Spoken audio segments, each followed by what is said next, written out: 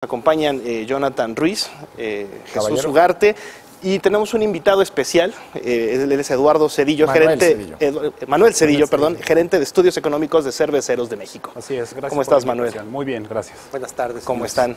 Pues platícanos un poco acerca de cómo va esta industria. Digo, en México tenemos esta impresión de ser un país bastante chelero, ¿verdad? Consumidor y productor, pero ¿qué está pasando con la industria actualmente? Pues mira, están pasando muy buenas noticias con la industria. La industria cervecera mexicana tiene una tradición de más de 100 años. Se han consolidado, durante todas estas décadas se han consolidado la inversión. La industria en su conjunto ha apostado por el desarrollo económico de México. En los últimos 5 años se han hecho inversiones por más de 100,000 millones de pesos y es un importante generador de empleos.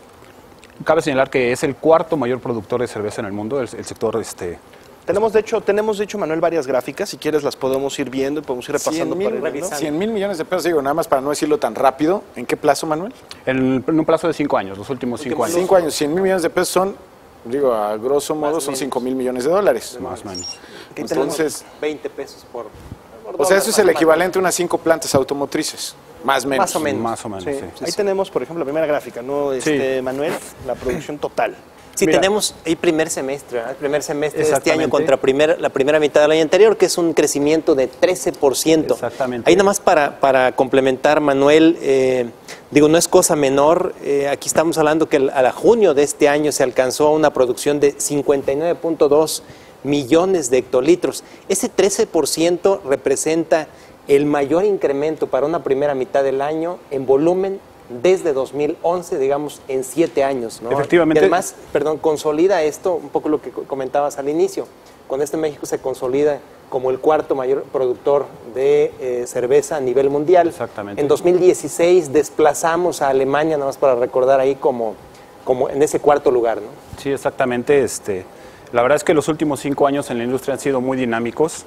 Más o menos del 2012 al 2017 la industria creció a 5% anual cada año, a una tasa promedio, es creciendo al doble de la economía nacional. ¿Eso es midiendo las ventas en dinero o en volumen de cerveza? En este caso estamos hablando, al hablar de producción, nos estamos refiriendo siempre a un caso de volumen. Siempre estamos hablando de volumen. Okay. Seguramente en valores más todavía por el tema de los precios, ahí agregas el componente del precio, ¿no? Sí, en términos de precio realmente no, porque la industria cervecera, si analizáramos la inflación de la industria cervecera, se ha mantenido conforme a la inflación general. De hecho, está un poquito abajo. La cifra de junio indica que estamos con un 3% de inflación a nivel anual, ¿no? Claro. Vamos a ver en el tema específico, por ejemplo, de la exportación, que es el tema, digamos, que mencionaba Chucho acerca de ella, que ya desplazamos a Alemania. Tenemos, por favor, ahí el gráfico de exportación de cervezas para que Manuel nos platique un poco qué está pasando ahí. Sí, mira, si te das cuenta, como vimos en el gráfico anterior, la producción creció 13%. Realmente está impulsada por 2 vertientes. La primera parte es que el sector externo, en este caso México, al ser el principal exportador de cerveza en el mundo, el motor externo es un componente importante para la dinámica del sector. También lo es el mercado interno, que ha crecido a una tasa un poquito más baja, y ahorita voy a entrar, si quieren, en detalles de eso. Pero sin embargo, la producción para exportar creció 15% en el primeros 6 meses del año comparado con el año anterior. Hay que decir que ese 15% de incremento también, Manuel, si me lo permites, ahí es el mayor incremento para una primera mitad del año desde 2016. Así sí viene acelerando también, sí, la parte de las exportaciones, los envíos al exterior, envíos, sí, de cerveza, claro, fabricada en México. La producción, como les decía anteriormente, ha crecido una tasa promedio anual de 5% en los últimos años, y la exportación lo ha hecho más o menos a un 9% en los últimos años. El motor externo está siendo muy importante para impulsar la producción de cerveza a nivel local. La mayoría, en el gráfico anterior que teníamos, se va a Estados Unidos, ¿verdad? Pero sí, parece que se está ampliando algún otro mercado en particular. En realidad, el 80% de la cerveza que se destina a exportación se va principalmente a Estados Unidos. Es el mercado más importante. Recordemos que la cerveza elaborada en México es del gusto de los consumidores en Estados Unidos. Es una cerveza ligera, con sabor, más o menos del gusto del consumidor en Estados Unidos. Obviamente está destinada para la población que radica en Estados Unidos, pero también no recordemos que hay más o menos 40 millones de mexicanos o de origen mexicano que están en Estados Unidos y en buena medida pues consumen también la cerveza nacional. Manuel, fíjate que a mí, digo, no sé si nuestros televidentes están preguntando lo mismo que yo, pues qué bien por AB InBev, qué bien por Heineken y su socio FEMSA. Claro. Constellation Brands, que están exportando y abriendo plantas y están exportando, pero pues qué bien por ellos y sus accionistas, pero en México, ¿qué nos estamos quedando, no? O sea, ¿cuál es el beneficio económico, pues, de estas crecientes exportaciones? Te dejo hablar a ti primero y luego te doy mi punto de vista de unas cosas que he visto y que me han sorprendido. Claro, mira, sí, evidentemente ha habido fusiones con las cervecerías nacionales. Estas fusiones, desde luego, han venido a impulsar y a fortalecer la capacidad productiva de la industria cervecera en México. Se han generado todavía más empleos de los que se generaban anteriormente. Les hablo de esta inversión de más de 100 mil millones de dólares, que a lo mejor los números son muy fríos, pero si los trasladas ya a la parte humana, que tiene que ver con la generación de empleo. La industria emplea 55,000 personas directamente en las plantas productivas empleos y en la parte directos. Y de esos empleos directos, a través de empleo inducido con los proveedores de bienes y servicios y la parte de distribución y comercialización del bien final, se da en toda la cadena productiva empleos directos, indirectos e inducidos, alrededor de 600,000 empleos. Entonces, la derrama económica se genera obviamente en el fortalecimiento de las plantas. Las plantas se están exportando, pero la inversión y la capacidad productiva se está haciendo en México. ¿Cuál será el empleo que se genera por cada uno directo? ¿Cuántos se generan indirectos? Porque es una cadena de valor. Exactamente, por cada empleo directo se están generando entre 10 y 11 empleos indirectos e inducidos en la economía nacional. ¿Tenías ahí un comentario? Sí, me tocó ver, particularmente en el caso de Yucatán, donde está una planta de Grupo Modelo. De Grupo Modelo, correcto, donde empezaron a producir cerveza y pronto se instaló al lado una fábrica de envases, y debido a que se instalaron líneas eléctricas y caminos o carreteras ahí en la zona, se instaló frente a esta Quequén, una productora de cerdo mexicana, propiedad de Grupo Cuo, y invirtió 10 mil millones de pesos.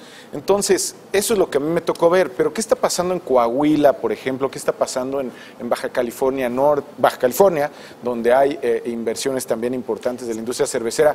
¿Cómo nos haces esto sensible? Entiendo que tu ánimo más económico, macro, pues nos puedas hablar de números, pero ¿qué te ha tocado ver a ti en esta derrama? Bueno, me ha tocado ver, evidentemente me estás hablando ya de cuando se inició en operaciones la planta, pero recordemos que al anunciar una inversión viene un componente importante previo a la producción de cerveza. ¿Qué quiere decir esto? La producción de la propia planta en sí también genera, en el plazo en el que se está construyendo la planta, derrama económica y empleos.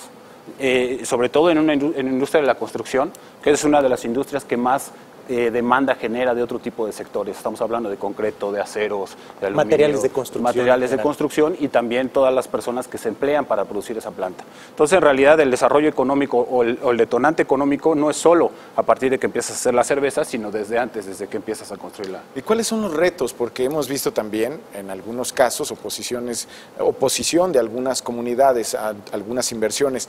Digamos, ¿cuál es su reto? ¿Es esta convivencia social a la que le estás pidiendo recursos naturales también? ¿O cuál es, digamos, el mayor reto en el largo plazo para las cerveceras nacionales? Pues mira, México es el principal exportador de cerveza en el mundo. Uno de los mayores retos es consolidarse y seguir siendo competitivo a nivel internacional, escalar posiciones, tratar de alcanzar a Brasil en cuanto a producción se refiere. Esos serían los principales retos. ¿Te refieres a la parte de consumo? No sé si te refieres a algo. Sí, digo, al final las cerveceras son consumen mucha agua, que al final es un recurso que siempre es muy estimado. Entonces, en esa dinámica, ¿cómo han convivido con las comunidades en ánimo de hacer esto sustentable? Sí, cualquier actividad económica, no solo en la industria cervecera, demanda agua. Si volteas a ver el caso de éxito que ha tenido México en los últimos años, que es la industria automotriz, podrías pensar que a lo mejor no se puede utilizar mucha agua para producir un coche, pero se hace, ¿no? Y en este sentido, las plantas cerveceras que tiene México son las más eficientes en cuanto al consumo de agua a nivel mundial.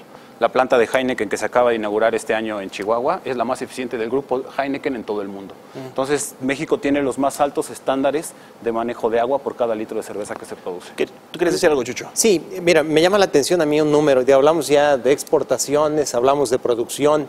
¿Qué hay del consumo aquí en México? Mira, los números que tú nos compartes el día de hoy, Manuel, hablan de un crecimiento de 12.6% en volumen en la primera mitad de este año. Es decir, es la demanda de hectolitros, de litros, como lo queramos traducir.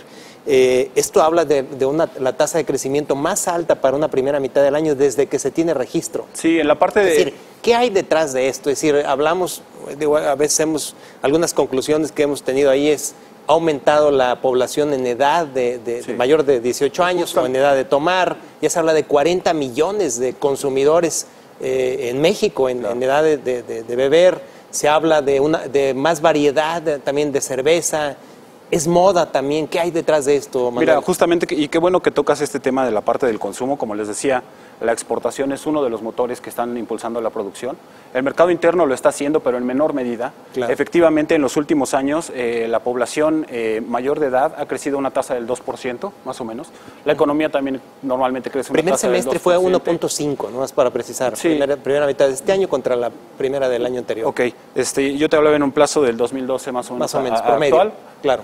Y justamente en esa misma tasa es en la que está creciendo la industria cervecera, el nivel de consumo en el mercado doméstico. Si me dejas matizar un poquito este tema, México tiene un nivel de consumo per cápita de 65 litros al año, ¿no? Esto es mucho, es poco, déjame ponerlo en perspectiva. Por favor. Las principales economías o principales países en los cuales se consume cerveza normalmente se refieren a países de Europa, llámese Irlanda, Alemania, República Checa, Reino Unido, y en estos países el consumo de cerveza per cápita es de más de 100 litros al año.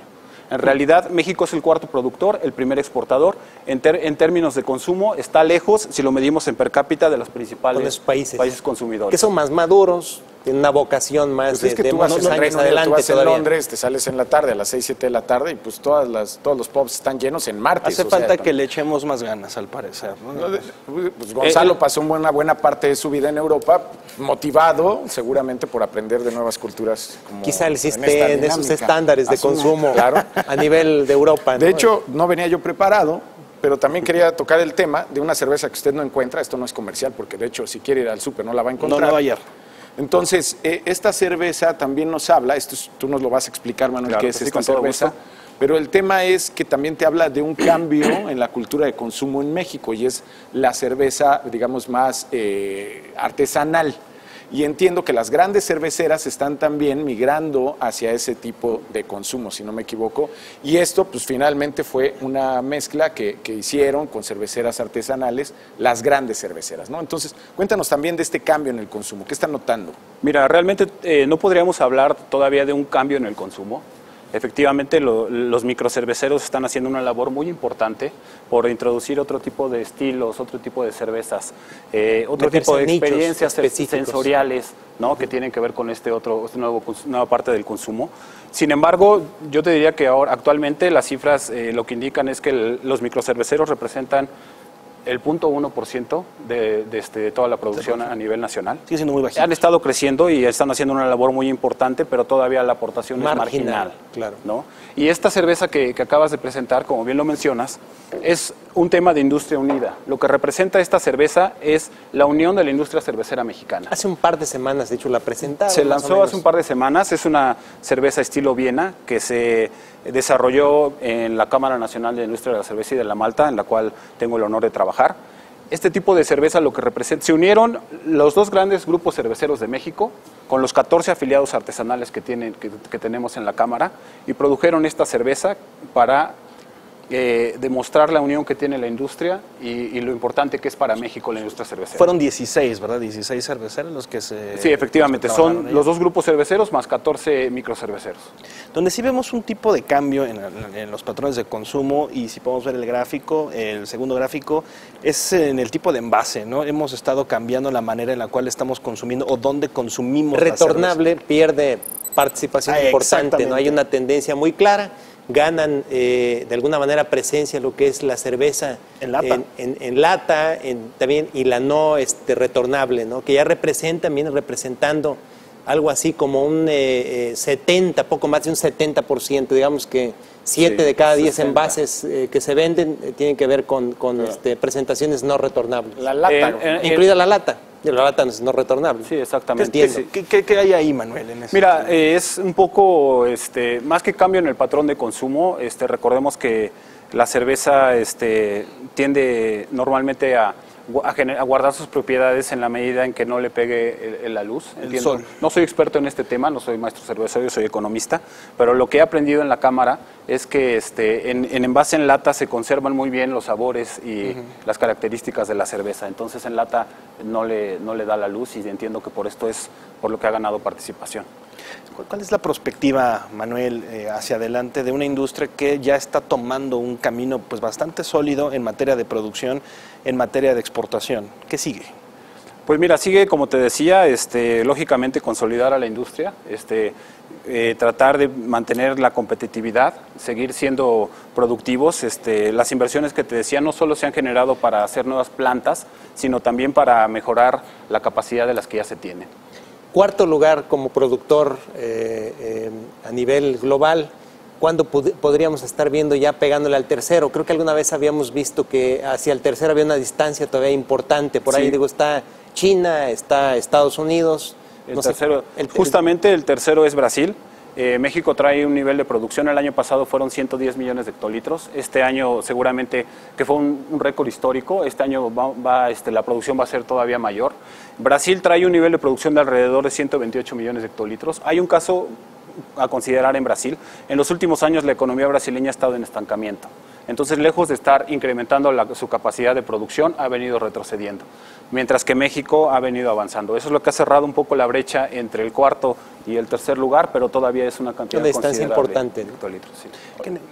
Digo, a mí me interesa mucho saber, como economista que eres y como economistas que tenemos seguro aquí del otro lado de la pantalla, ¿cuál es el maridaje ideal entre una hoja de cálculo a las 6 de la tarde en viernes, que tienes que hacer algunas estimaciones, y la cerveza? ¿Qué es lo que te sueles beber a esa hora cuando ya estás planeando tu fin de semana? Mira, afortunadamente, los viernes, normalmente lo que hago últimamente es, sí, efectivamente, yo estaba muy acostumbrado a la cerveza que conocía tradicionalmente, la cerveza que todos conocemos y que bebemos o que bebíamos. Sigo teniendo ese comportamiento, sigo bebiendo la cerveza que me gustaba de antes. Tú tienes que ser institucional, no nos puedes decir aquí una marca o podrías... Pues no te puedo decir la marca, pero lo que te puedo decir es el estilo de cerveza. A ver. La cerveza lager es a mí la que más me gusta. Ahí está. Economistas, ya saben ustedes con qué pueden maridar sus hojas de cálculo. Una lager de cualquier marca puede Exactamente. También, Manuel, una de las cosas que hay que resaltar de esta industria, que es muy importante, serio, señor ya Ugarte, habíamos hablado de, yo creo que es momento ya, habíamos hablado del tema del empleo, del efecto multiplicativo que tú señalabas desde cuando se empieza a levantar una fábrica, claro, cómo irradia hacia otros sectores productivos, construcción. Finalmente el tema de las divisas, también ha sido creciente el incremento de las divisas que genera este sector. Son 3.580 millones de dólares en 2017. Efectivamente. Y a la primera mitad de este año son 2.100 millones de dólares. Sí. En este caso estás hablando, el dato que estás dando son divisas netas, digamos, estamos hablando del saldo de la balanza comercial de la industria, digamos, lo que se exporta menos superávit. Superávit comercial. Estamos hablando de un superávit comercial de 3.580 millones de dólares el año pasado. Este año pues estamos creciendo. Justo lo tenemos aquí en Justamente lo que podemos ver es que este año todavía se tiene un superávit mayor de lo que se tenía. Si te das cuenta, en el primer semestre del año alcanzamos 2.100 millones de dólares, que es superior a los 1.800 que se generaron en el mismo semestre del año anterior. E incluso, si lo traslapas a los años anteriores, te das cuenta que alcanza el nivel que se tenía, por ejemplo, en el año 2013 o 2014. Déjame dar una perspectiva de esto. Esto le dio la vuelta a la balanza comercial en materia agropecuaria entre México y Estados Unidos. En materia agroindustrial, efectivamente. Entonces, hoy, digamos, México le vende más comida a Estados Unidos, comida y bebida, que lo que nosotros le compramos a Estados Unidos. En buena medida por la cerveza. ¿Qué es lo que tenemos ahí? Justamente. Y otro modo de darle perspectiva a este asunto, digo, aguacate, que nos tiene a todos muy orgullosos, exportamos 1.000 millones de dólares. Digo, contra estos datos de cerveza, pues evidentemente, pues hay una dimensión distinta, ¿no? Sí, justamente, tan solo las exportaciones de la industria cervecera representan el 23% del total de exportaciones agroindustriales del país. ¿Qué viene hacia adelante, Manuel, en materia de consumo? Ya veíamos 12.6% de crecimiento en la demanda, demanda interna, exportaciones también doble dígito. El consumo, en realidad el consumo no está creciendo a doble dígito, el consumo está creciendo a un ritmo menor de lo que están haciendo las exportaciones. La exportación sí un poquito menor, sí, pero es muy dinámico. Sí, es muy dinámico, pero va en la medida en que la economía siga con un buen paso y que la población tenga también buenas remuneraciones, pues el sector tendrá también una evolución importante. No les voy a pedir conclusiones todavía porque vamos a seguir con este tema después de la pausa. Tenemos que irnos brevemente comerciales y regresamos con el análisis a Mesa Central.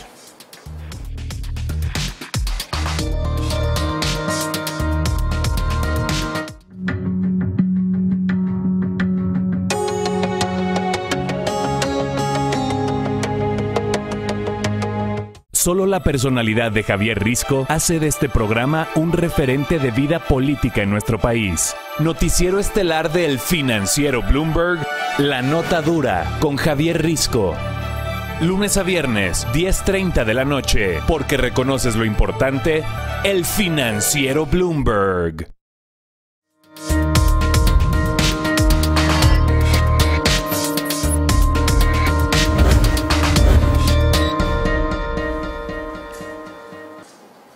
Estamos de vuelta en Mesa Central.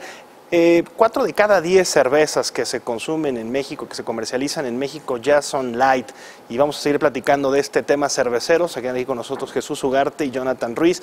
Chucho, platícanos qué está pasando con el tema del consumo en la cerveza light. 4 de cada 10 ya son de este estilo. ¿Por qué? Para precisar, 2012 era del total de consumo en México, representaba la cerveza ligera, del total del consumo de cerveza era un 6%. 2017 es un 37% y la expectativa de los expertos es de que al cierre de este año sea un 40%. Es decir, estamos ya muy cerca de que sean 4 de cada 10 cervezas, ¿no? Cada 4 de 10 cervezas que se consumen sean ligeras, sean light. ¿Qué hay detrás de esto? Bueno, lo que nos dicen los expertos es, esto tiene que ver con primero es una tendencia que se viene dando a nivel mundial. Nos comentaba hace poco Maribel Quiroga, que es la directora general de Cerveceros de México, y también tiene que ver con el tema de la obesidad.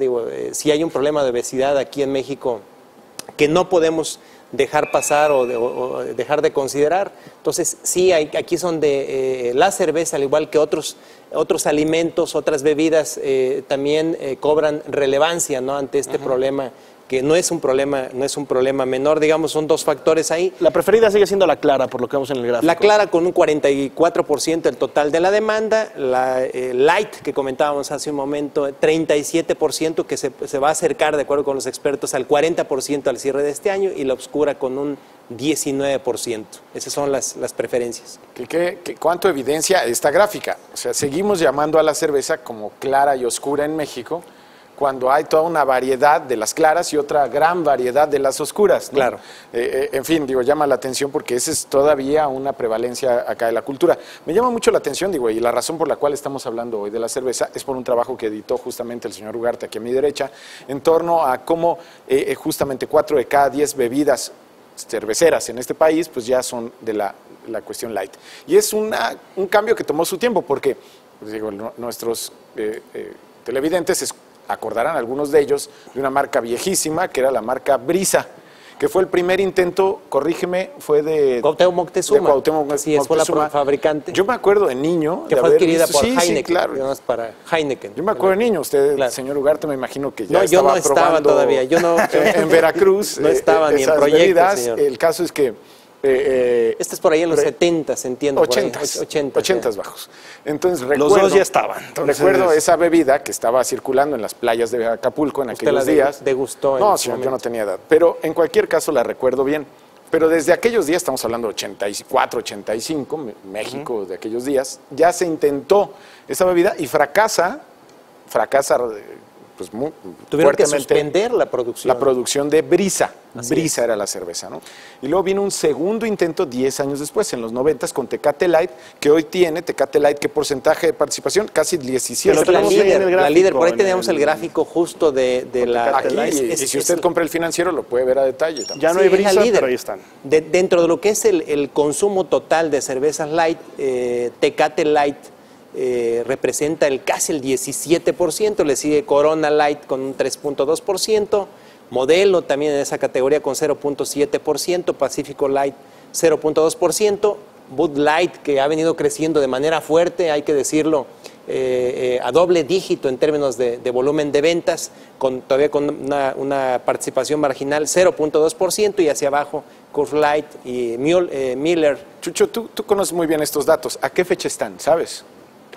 ¿Recuerdas? Digo, porque te lo pregunto por lo siguiente. Hace 2 semanas tuvimos un gran pleito, la semana pasada, ¿no? La semana antepasada. Un gran pleito entre las 2 principales cerveceras del mundo, con epicentro en México, por las marcas Ultra, ¿correcto? Que eran la Ultra, corrígeme, la Ultra Light de... Ultra Light Ultra Light de Heineken, y también la de Modelo. Así correcto. Es. Modelo se inconforma porque, a juicio de... Michelob Ultra. Así es la marca que lleva un avance ya considerable y trata de competir Amstel Ultra, contra... Con la que mencionas al inicio. Entonces, se considera que ahí es muy similar la imagen, la presentación, y pues de alguna manera se están violentando los derechos en cuanto a imagen. Y hay una demanda, hay un litigio ahorita en el Instituto Mexicano de la Propiedad Intelectual, está en espera de que se tenga una resolución, habrá que ver, y aquí estamos hablando de una disputa legal entre los 2 gigantes cerveceros en México, ¿no? Pero te habla de la demanda que están teniendo las light. O sea, así es, de la importancia. Si no las vemos en esta gráfica que veíamos hace un momento y ya representan un problema, te habla de la dinámica que están teniendo las otras marcas. Es decir, esto puede convertirse en el mercado principal cervecero.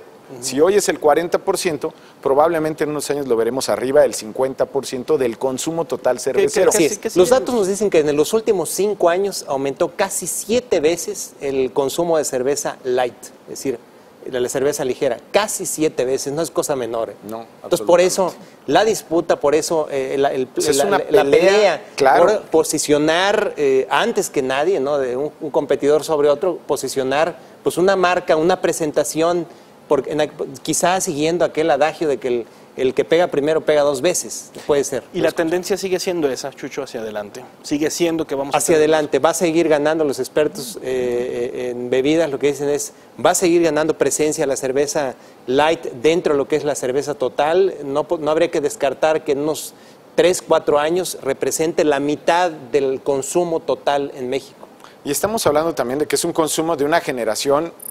Mira, ahí está, esa gráfica te habla del volumen de ventas general. Así es. Esto es, digamos, un crecimiento sorprendente, y percibo yo, y aquí me corrigen ustedes 2, que son uno experto en millennials y otro experto en cerveza, de que se debe al cruce de ambas.